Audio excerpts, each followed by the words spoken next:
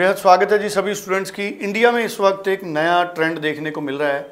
पूरे इंडिया में पंजाब, हरियाणा, हिमाचल, J&K, गुजरात, महाराष्ट्र, मुंबई, दिल्ली, जो स्टूडेंट्स अभी 10+2 में स्टडी कर रहे हैं, जिन्होंने अभी अपने फाइनल एग्ज़ाम देने हैं, कंडीशनल ऑफर लेटर के लिए लगातार वो पूछ रहे हैं कि कौन अप्लाई कर सकता है, कौन नहीं। कंडीशनल ऑफर लेटर कैसे अप्लाई हो सकती है, उसका बेनिफिट क्या है, और क्या अभी यूनिवर्सिटी से कंडीशनल ऑफर लेटर उन स्टूडेंट्स को मिल जाएगी जिन्होंने अभी फाइनल एग्ज़ाम देने हैं 10+2 के, और उनके लिए और फॉर्मेलिटीज़ क्या हैं। ये तमाम क्वेश्चंस आज मनप्रीत चीमा जी से पूछेंगे, जो स्टडी स्केयर के एक्सपर्ट हैं। मनप्रीत जी, बेहद स्वागत है जी। Thank you sir. Manpreet ji, ये बताइए, ये बड़ा ट्रेंड है, मैंने सुना है कि बच्चे लगातार इंक्वायरी कर रहे हैं कि हमको कंडीशनल ऑफर लेटर दिलवाएं। किस किस स्टूडेंट को कंडीशनल ऑफर लेटर मिल जाती है? क्या अभी मिल जाएगी फरवरी इनटेक के लिए? सर, जितने भी बच्चों ने जुलाई मई में पास आउट होना है, जो बच्चे अभी +2 कर रहे हैं, वो सब जुलाई इनटेक के लिए अप्लाई कर सकते हैं कंडीशनल ऑफ़र के लिए।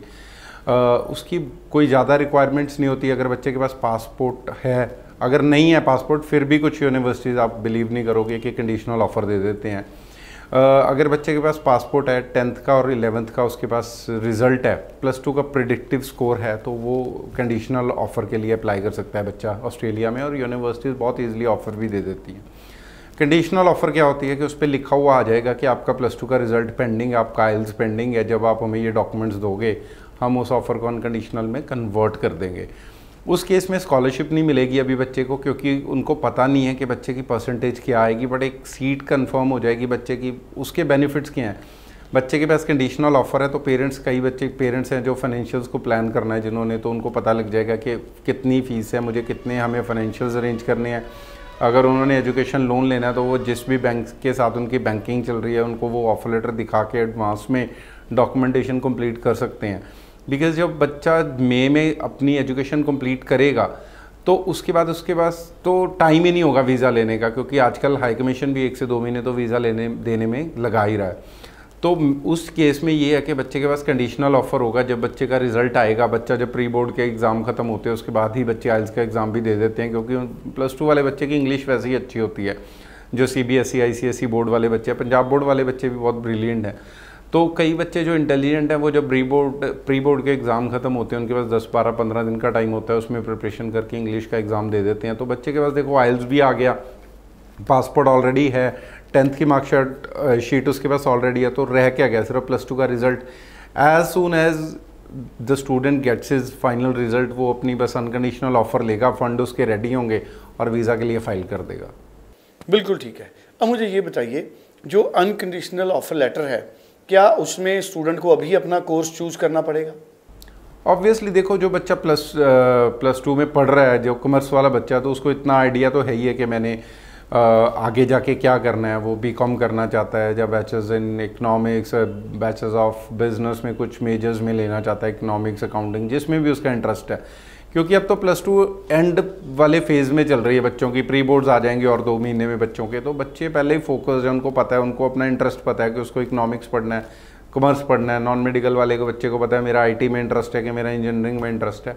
तो कोर्स तो ऑब्वियसली उसको चूज़ करना ही पड़ेगा, तभी उसको यूनिवर्सिटी ऑफर लेटर देगी। नहीं तो उस ऑफर लेटर पे किसी कोर्स का नाम ही नहीं होगा, तो वो वैलिड ही नहीं है, आ ही नहीं सकती ऑफर। तो बच्चे को चूज़ तो करना पड़ेगा कोर्स अपने इंटरेस्ट के अकॉर्डिंग। हाँ, सेकंड प्रेफरेंस, अगर वो बच्चा फ्यूचर में चेंज भी करना चाहता है, फॉर एग्जांपल, तो हर स्टेट में 2-3 यूनिवर्सिटीज़ अवेलेबल हैं। तो अगर बच्चे को लगता है कि मैं अभी डाइसी हूँ, तो बच्चा 2 यूनिवर्सिटीज़ में अगर अप्लाई कर रहा है तो दोनों में डिफरेंट कोर्स में अप्लाई कर सकता है।